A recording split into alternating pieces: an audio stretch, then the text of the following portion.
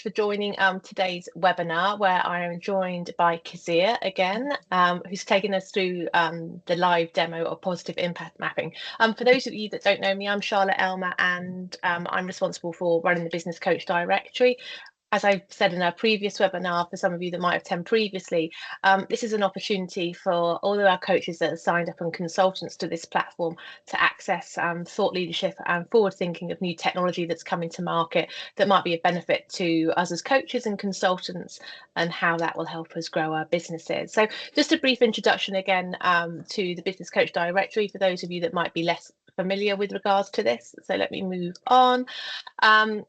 The platform is more than just a directory. Initially, it was set up just initially a directory 5 or 6 years ago, but over the past 12 months, we've been reevaluating and reshaping the platform for the future. So we take kind of 3 pillars towards our strategy now. We have Business Coach Directory Connect, which is where we do have the platform of coaches, where we connect individuals with organisations and charities through pro bono and paid work once individuals are advertising on the directory. And for anybody who's interested in that, we've just recently done a piece of work for the Nancio Trust in finding coaches for them to help them increase their leadership skills within their community, both in the UK and Kenya as a charity. So that's really what the Business Coach Directory Connect for is connecting coaches and consultants with organisations once coaches and consultants are advertising themselves on the platform. We then have the pillar that we're talking about today, which is Business Coach Directory Educate. And this is why we provide valuable training programs and insights of new technologies, which are relevant to both coaches and consultants to help them grow their business, both personally and professionally. And this is what we're here to talk about today with regards to the tool run by Coaches Like Global called Positive Impact Mapping, which Kezia will take us through shortly. And finally, we have Business Coach Directory Empower. This is our pillar with regards to how we bring together like-minded individuals for community sharing and sharing insights from a coaching and consulting capacity of what might be going on in the market, connecting each other with regards to who has different coaching capabilities, because we're not all the same style of coaches and we all have different preferences and specialisation depending on interest, depending on industry and interest.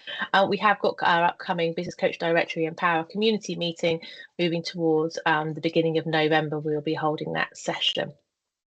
So as I said, we're here today under the Business Coach Directory Educate pillar, where we provide learning and development and access to new upcoming thinking with regards to new tools that are on the market. And we also provide various different skills and learning development opportunities through our platform. So without further ado, I'm going to pass over to Kezia, who's going to be taking us through more around relationship intelligence and how that feeds with positive impact mapping. Over to you, Kez. Thank you, Charlotte. Let me just take control. Wonderful. The joys of teams. So thank you very much for joining us today. So in August, we explored the future of work and relational intelligence, the RQ, which for those of you that may not be familiar with RQ, it's our ability to sense, understand and also influence the invisible energies and connections between people that drive the culture, collaboration and performance in organisations. Now, RQ is really what enables humans to build trust, inspire others and create thriving organisational cultures. And it's something that AI, because we all know that AI is the big topic at the moment, no matter how smart it is at the moment, it simply cannot replicate. And that's why we wanted to share with you today a little bit about positive impact mapping. It's a tool that takes RQ from intuition. As coaches and consultants, you'll see as we go through positive impact mapping, a lot of this stuff is things that you intuitively know, but now you've got cold hard data to prove it. And it's really like giving leaders a heat map that really shows them what's happening in their teams. And it will show them exactly where energy is flowing, where connections are strong, and where potentially isolation or disengagement might be lurking. So why is this important right now?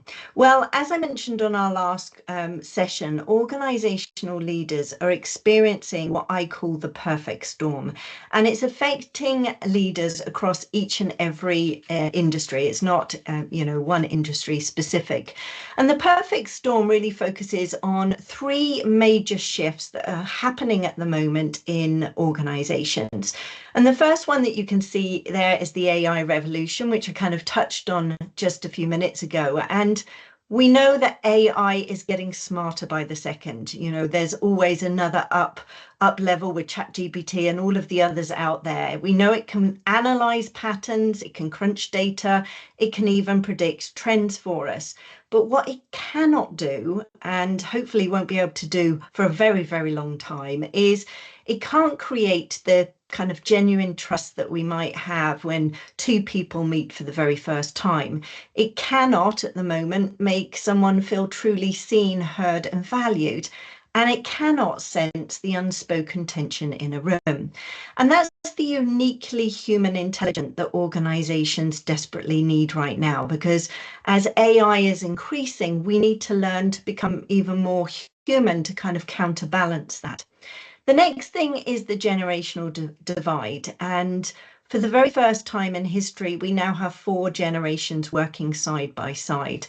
And Gen Z in particular are, demanding a new kind of work experience. They want purpose, they want inclusion, they want to make a difference, and they want balance, which they've obviously, seen their Gen X parents not necessarily experiencing. And the one thing that organizations need to be aware when looking at these 4 generations, especially Gen Z, is that if organizations don't start to adapt what it is that they need, they're going to lose the very talent that they need for the future. Then last but not least, we've got the distributed work revolution. And I touched on this in the last session. Since COVID, we've had hybrid, we've had remote, we've got in office, out of office. And more employees now are connecting through technology. But this has led to many of them feeling more disconnected than ever before. Trust is sometimes harder to build through the screen. Collaboration can be harder to sustain. And that disconnection is costing companies far more than they potentially even realize at this point. And all of these things are culminating into what I describe as the leadership blind spot. Leaders will often know that there's something not quite right with their teams. They're experiencing the symptoms of it. So things like high turnover, disengagement, stress, but they might not necessarily be able to really pinpoint the root cause of this. And this is where you, as coaches and consultants, and positive impact mapping come in. Now, positive impact mapping is a data-driven insights tool that's going to back up what you intuitively already know. Because I know the coaches and consultants that are watching this right now, you're already experts in relational intelligence. You're brilliant at spotting the patterns in behavior. You're brilliant at coaching people through challenges and also sensing the dynamics in a room.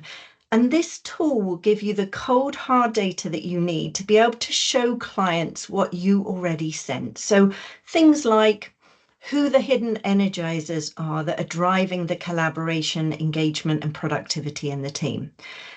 Who the potential leaders are that aren't necessarily sat in leadership positions, and potentially where well-being and burnout might be at risk in a team long before it shows up in sickness, absence, or even resignation letters. So today I'm incredibly excited to show you a demo of how positive impact mapping can equip you with powerful insights that you can share with the organizations you work with, showing them what's really happening in the team. Because you and I both know that when we can do that, you're no longer just seen as a coach or consultant. You're seen as a trusted strategic partner that can work with them continuously and provide them insights continuously into their most important asset, which is their people.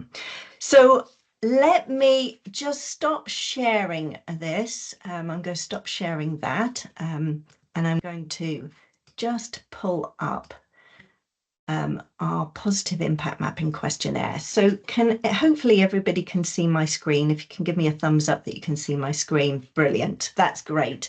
So when we work with an organisation using positive impact mapping, the first thing that we as an organisation and our practitioners, coaches and consultants that go out and deliver this do is they need to be able to set the scene as to what this actually is. Relational energy is the energy that we exchange in every interaction that inspires and motivates us to perform at our best.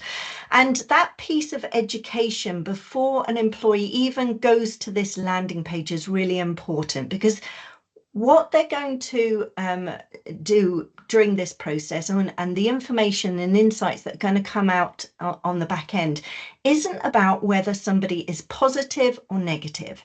It's about how do they make people feel when they're interacting with them. And we've all seen kind of, those that inspire and motivate us, and those on the other end of the spectrum that, have been called a variety of different names, from de-energizers through to drainers, energy vampires, all of those things. But our viewpoint, and I'll be able to share this as we go through, is that there is always a reason that obstructs somebody from contributing positively to a team and the department they're in. So when an organisation has sent out this link to their people, they're going to come to this landing page, which can be branded up so it looks like it's part of the organisation, and they're going to fill in their employee code and email, and they're going to click continue. Now, unlike some of the engagement surveys and pulse surveys that go out on a regular basis in organisations that drive employees mad because they ask 1,001 different questions and it feels like you're never going to get to the end of it. This whole process is not going to take any longer than 4 minutes for somebody to go through, and 2 minutes 41 seconds of that is watching an explainer video. So I'm going to allow you to watch the explainer video, and then I'm going to open up there and then if there's any questions with regards to what you've seen, and then we can go on to the next part. So let me just expand this and sit back and enjoy. How much energy do you have at work? Invigorated and engaged, or down and disheartened?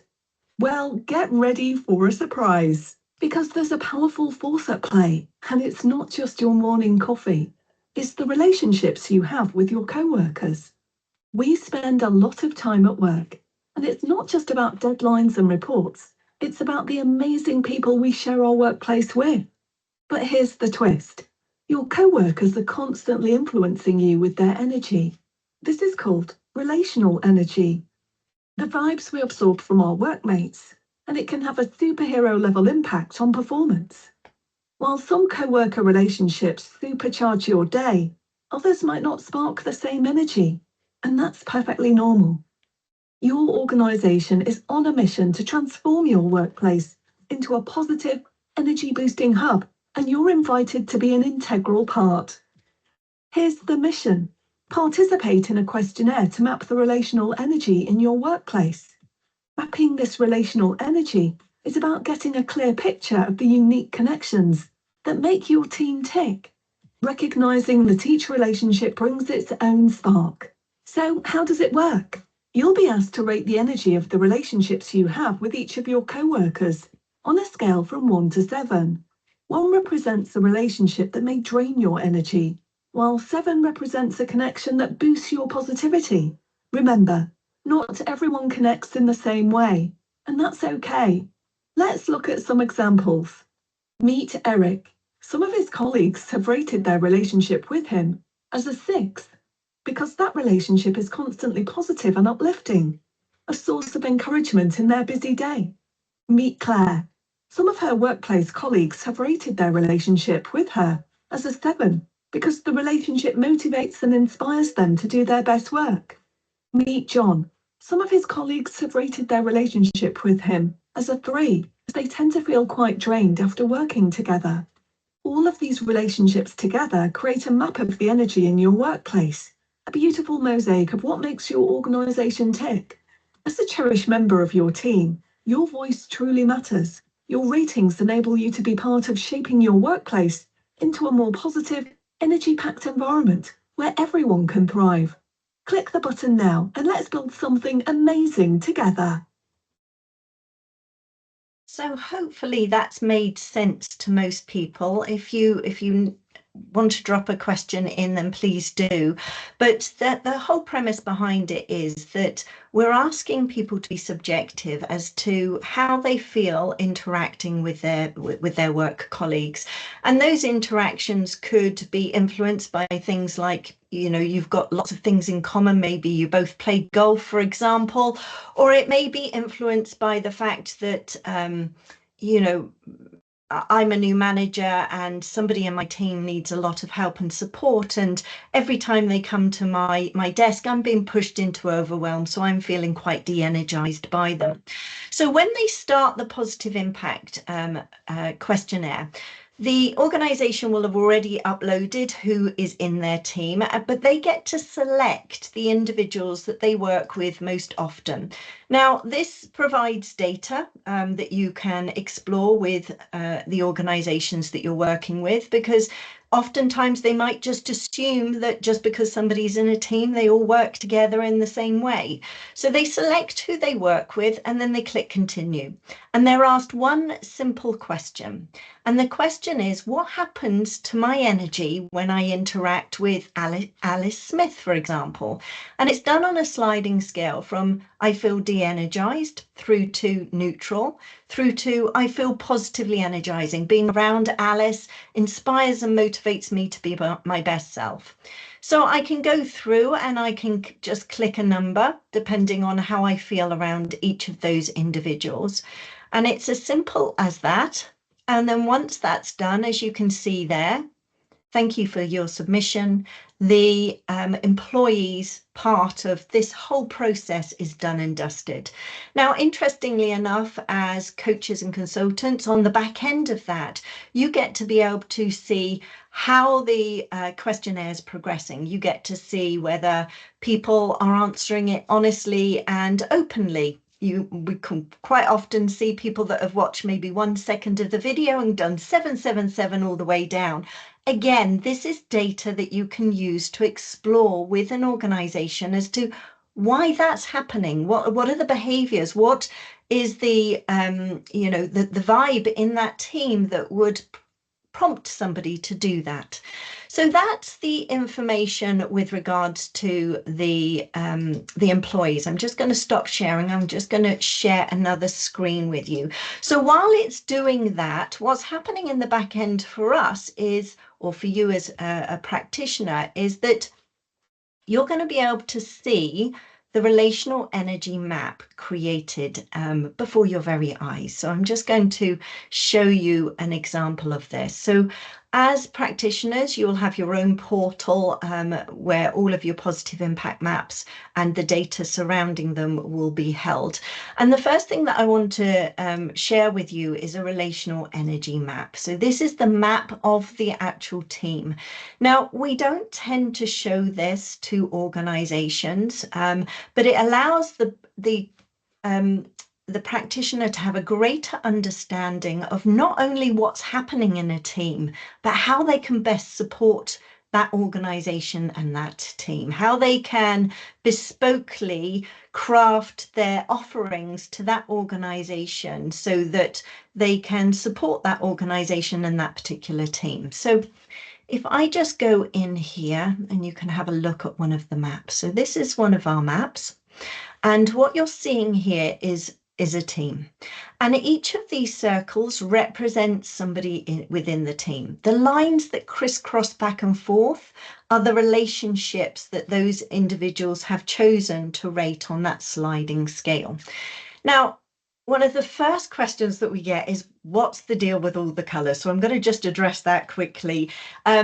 The colours correlate to where they sit on that sliding scale from 1 through to 7. So the large ones here, so for example, Betty, if I hover over her, you can see that she's had 13 relationships rated, and on average, those relationships are 100% positive. So she would be described as a as a positive energizer, a change champion, a core connector and influencer within that team. You can also look at the other end of the spectrum, somebody like Carol here, who has 9 relationships within the team, but on average, those relationships are 14% positive. So she's the equivalent to a 1. So she's described as de-energizing, and we can explore why that might be as we dive deeper into the maps. So if we look at somebody like Betty, for example, if we click on Betty's map, not only are you given information about Betty, you can see what job title, which of the 4 generations she belongs to, how many ratings she's given out, and how many she's actually received. And on the surface, one would look at Betty and think, this is brilliant. Everybody in her team has seen her as a positive energizer. She's the key connector that people go to. She might be the individual that directs people where they can find information or hold space for people while they navigate whatever it is that they're going through. But when you actually look at how Betty has rated her colleagues, you see a slightly different story. And we can see in the team here that she's only given 9 ratings, although she's received 13. And out of all of those, there's really only 2 people that she's getting positively energized from. One is Sandra Young and one is William. The others are de-energizing. Now, you may know something about Betty, and as I alluded to before, Betty might be a new manager, and Carol, George, Jean and Donald might all be new to her team, and they need a lot of help and support. And the reason that she's finding them de-energizing is every time they walk to her desk, she's being pushed into overwhelm. She's trying to do a new job, but she's also trying to support her team, and they need a lot of help and support. So this gives us an example of what is potentially going on. And if we go back to the all submissions again and go into the other end of the spectrum, somebody like Carol, you can see that Carol was rated a 1 across the board by every member of the team. But when you look at how Carol rated her colleagues, you see that actually she's rated each and every one of them, the relationships that she has with them, as quite positively energizing. Now, there could be a variety of different reasons that this is happening for Carol. I can see that she's Gen Z. It may even be something as simple as she hasn't got the emotional intelligence yet to understand how she's showing up is actually impacting, or how she's communicating is actually impacting other members of her team. So this allows you as a coach and consultant to kind of dive deeper into, the minutiae of what's actually happening with the team. But we can also, when we present to an organisation, we tend to give them a tidied up version of it. We tend to give them an executive report. And when going through this, we really use this as an opportunity to open up the conversation with the people that have commissioned it and the other people that they've chosen to bring into the results presentation, to really understand where they think they sit as opposed to where they are actually sitting, and how we can best support them on the journey to creating a really positive workplace culture. So this is the executive summary.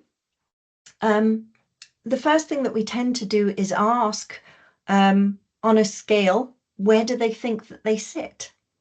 And when they see the results, so for example, this particular group, we can see that they've got 4 employee groups. They're coming out as a 5, which is 71% positivity. So having that conversation about where did you think you were going to sit? What is the reason that you thought you were going to sit in that position? Does this surprise you? All of those kind of questions that can start to open up a conversation for you to be able to harness information as to how you can best support them. Because yes, of course, we want to be able to work with an organisation on a long-term basis, but it's as important to remove things that they don't need. For example, one of our recent clients when we started going through well-being alerts and we kind of identified abrasive relationships, they had a very small amount of abrasive relationships. So it saved them money on something like conflict training, which they were just about to spend tens of thousands of pounds on rolling out to their people. So I'm just going to give you a quick overview of all of the things that we can pull out from here. So we can look at the percentage of positive relationships within a team, those that have a scoring of 5 and above, potential abrasive relationships where both ends of that relationship have rated each other 2 and below, and how that can potentially have a ripple effect out amongst the rest of the team members. And then the well-being alerts, we really think that this is an important one, as well-being and or burnout definitely is on the increase, stress is on the increase, and there's a big focus on well-being. Being able to actually tell an organisation and show an organisation where they sit with regards to well-being alerts, I think is really important. We can look across the positivity by gender and age. So if we think back to the 4 different generations within a team or department, we can often see the correlation between who's speaking most often to each other. And we did a map recently for an organisation, and one of the things that they discovered was that their Gen Z was speaking more often to their baby boomers, which from an organisational memory transference is great for the organisation. But it gives a greater understanding of how those different generations are actually working together. We can also look at positivity by job title, especially from a manager perspective. If the manager is the individual leading the team, how is their impact and the way that they're showing up actually rippling effect, that ripple effect across the whole team? So in each of our maps, we end up with a practitioner insight, which is drawn through from the maps. And then you also get to add in some information there about, potential next steps as a practitioner or consultant. We can look at a wide variety of different things. Positive culture is very important, but I'm going to focus today on the change champions and the well-being alerts, because when we look at something like leadership development and leadership potential, the change champions or positive energizers, these are the key connectors, those individuals that have scored 6.5 and above. They're the ones that are building these positively energizing relationships. And these individuals, because they're the core connectors within a team and department, these are ideal for a variety of different things. So they're ideal for leadership potential. They're ideal for rolling out new initiatives, or bringing new things into the teams and departments, because they have the ear of everybody within that team and department. Great for things like mergers and acquisitions. If you can get your positive energizers and change champions on board, then they will help with that seeding process. Now, positive energizers, the reason that they're showing up as positive energizers is that energetic exchange, but there is research that sits behind it that shows that they have up to 15 core characteristics or behavioral traits that they exhibit. And being able to exhibit more of those and raise people's awareness to those will also help boost that positivity as well. So we can see in this particular group, there are 13 positive energizers in the group, and we can also see them by job title. So 2 of them are managers, warehouse operators, customer support, etc. We can also see them by gender and by age, as similarly on the executive report.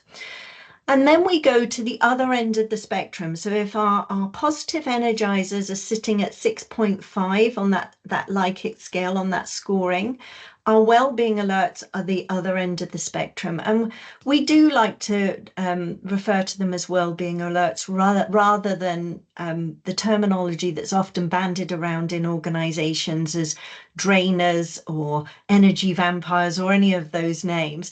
The reason that we refer to them as well-being alerts, and we have actually identified, as you can see here, a wide variety of different reasons why somebody might be referred to as a potential well-being alert, is that there is always an obstruction to showing up and positively contributing to a team and department. And oftentimes people and organisations pigeonhole people without really understanding what sits behind it. And we really feel as more and more focus on well-being and burnout and stress, that organisations have a duty of care to be able to look at what it is that's actually causing that obstruction and be able to support their team members to feel more part of the team, to be able to contribute in the way that other members of the team are contributing. So as you can see here, a wide variety of different things, from skills and training gaps and feeling overwhelmed and inadequate to do the role that they've been asked to do, through to returning to work challenges, maybe after giving birth or maybe a death, or even time out of the business, through to mental or emotional well-being issues or financial issues that are outside of work. So when we look across the board, we're really looking at three different areas. We're looking at well-being alerts. So a well-being alert is an individual that has scored 2 or below on that scoring and has 25 fewer connections than the average participants in the group.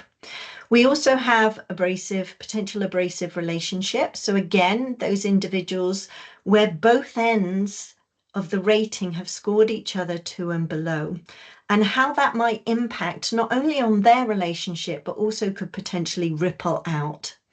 And then last but not least, we look at isolated individuals. If we think back to, those 3 things that were making the perfect storm, one of them being the variance in where people work and, whether it's hybrid or remote.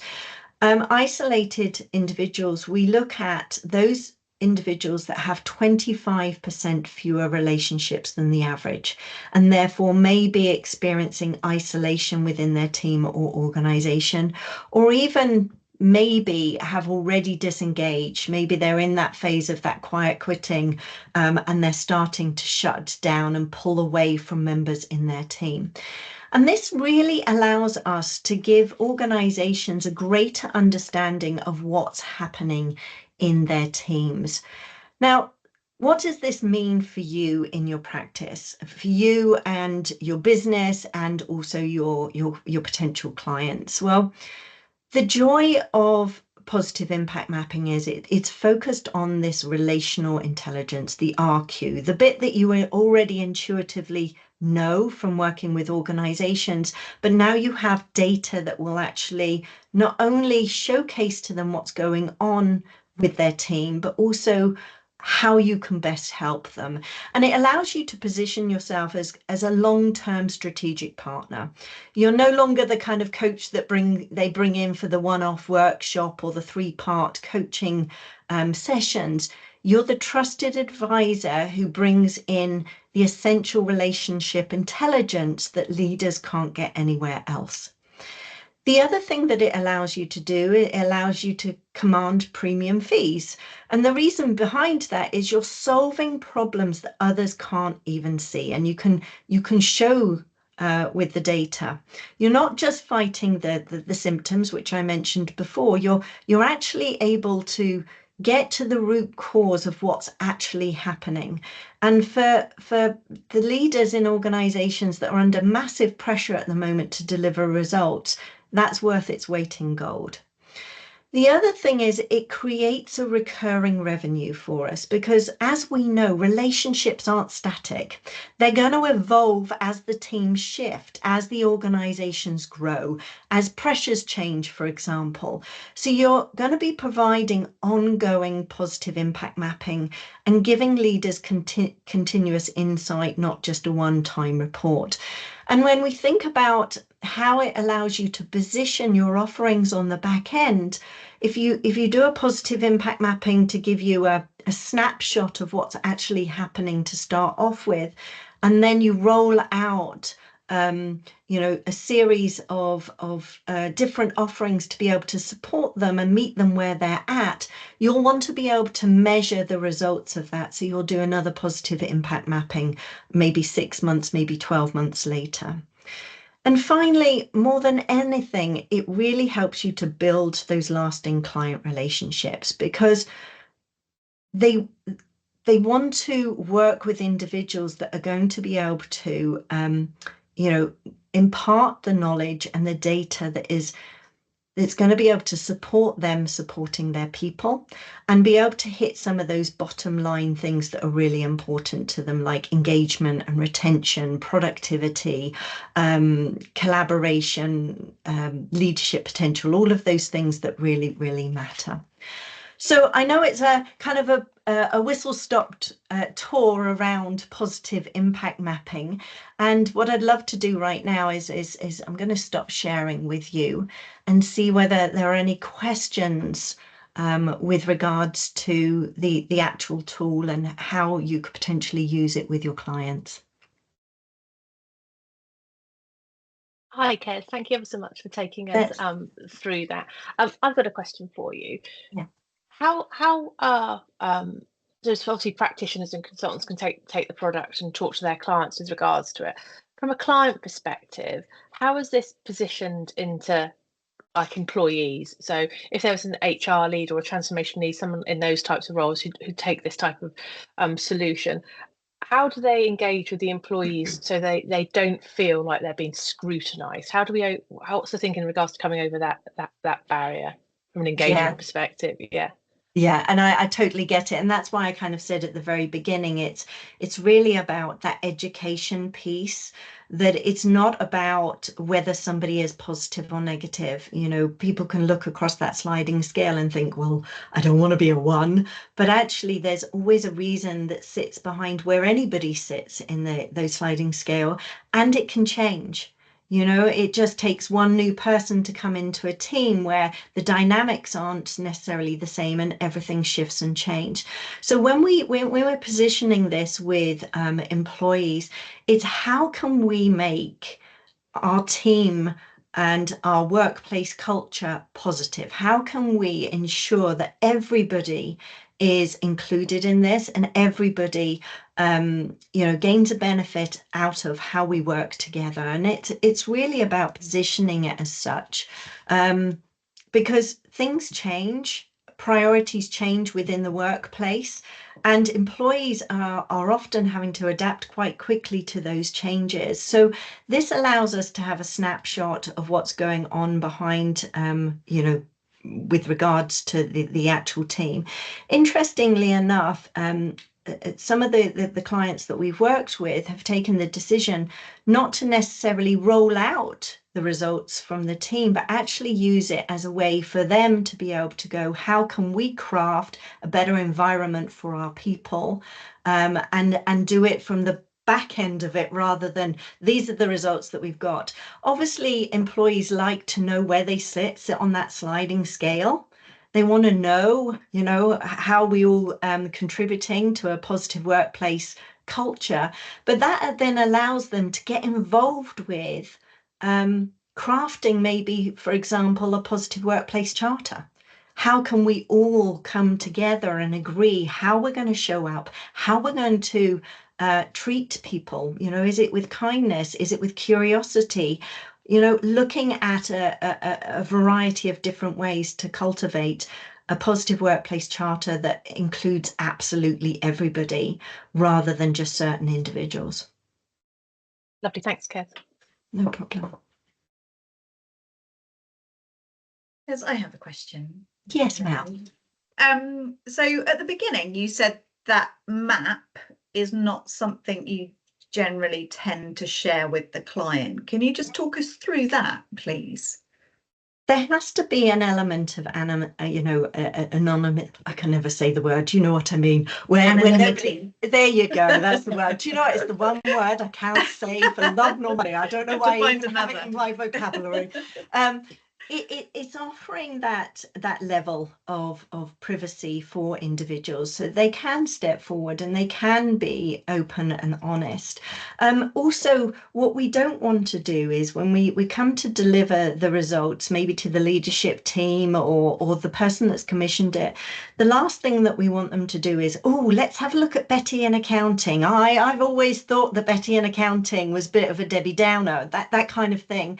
We want them to be able to explore positivity and the impact that each individual is making from a holistic perspective, rather than you're positive, you're negative, and this is what we're going to do about it. And it gives the data and the information to the practitioner or to us as an organisation when working with organisations, that the first level is let's explore those overall overarching results, and then let's dive deeper into how we can specifically help and support individuals within your team, the overall team, as a collective. Right. And so leading on from that, then, how might it be used in conjunction with a 360 tool, for example? That is a really good question. If you think about the 360, they are individual, and with the 360, the individual will get the results. They'll ask specific people in their team to give those results, to answer the questions, and then those results will be available to that individual. This is slightly different in so much as, yes, you will be able to see on an individual basis as a practitioner or consultant, those individual scorings, but the individual themselves aren't going to get a report that says you've been scored as a 7 or you've been scored as a 1, and these are the things that you need to do about it. Right. Makes sense. Thank you. No problem. Any other questions? I was just going to build on from what Mel just put about. So if I think about when I work with, let's say, insights discovery from a profiling tool with regards to helping individuals from a self-awareness perspective, have you done any work or understanding it between the correlation between personality preference potentially and change agent? Because there could be some, just something quite I've just sat here thinking about as I was listening to you. Do we see any correlation there at all with regards to personality preference and where people are scored, or is that something still to be explored more so? It's definitely something to be explored more, but when we're looking at this, we're looking at, how does somebody make me feel? When I interact with them, how do I leave that conversation or leave that interaction feeling? So rather than kind of saying you're a red and therefore you're going to, leave somebody feeling X, it's more of an overview from a collective grouping rather than individuals. So at the moment we haven't explored it. We do have a potential new product coming out that will look at some of the character traits that a positive energizer, those core connectors, actually exhibit, and then people will be able to see where they sit on that. From an individual perspective, what is my positivity index rating across a variety of different areas, but at the moment it's not something that we've dived into. Yeah, I could see so many potential use cases of where this tool can sit across, whether it's employee engagement and NPS scores, change agents, types of personality profiling, the type of culture we want to create. There's so many different areas of exploration. Yeah, okay, thanks, Kez. We're just at the start. We're just at the start. So from that perspective, if we've got no further questions, I know, Charlotte, you want to take people through some next steps with regards to Yeah, no problem. what it is that you offer. So I'll allow you to share those slides, but I will just, let me just share. No, I'll let you share them, because at the one of the first slides is actually showing you a QR code that if you're interested in really discovering a little bit more about positive impact mapping and how it can make a difference to your practice, I would really invite you to click on the, scan the QR code and see how positive impact mapping can amplify what you already do brilliantly as a coach or consultant, and really understand how you can use that relational intelligence to add an extra tool into your tool chest and be able to show your clients what you intuitively already know, but with cold hard data. So thank you so much, Charlotte. I'll hand it over to you. Lovely, thanks, Kez, and thank you everybody for attending today's session. So as I said at the beginning of the introduction to what we do at the Business Coach Directory, this is falls within our Business Coach Directory Educate pillar for individuals that are signed up or not signed up to us. We're working through that at the moment to help them educate on new platforms and technology coming to market. We do have some further webinars coming up that are available and can be found on our website or on our LinkedIn page. We have some speaking coming up by Mel actually in October. We'll be looking at coaching through the lens of neurodiversity. Mel will be running that session for us moving forward as well. If you'd like to get involved and know more about the Business Coach Directory, again, here's our details and what we do. As I said at the beginning of today, we really focus around 3 pillars: connecting coaches and consultants with organisations from a work perspective while advertising on our platform.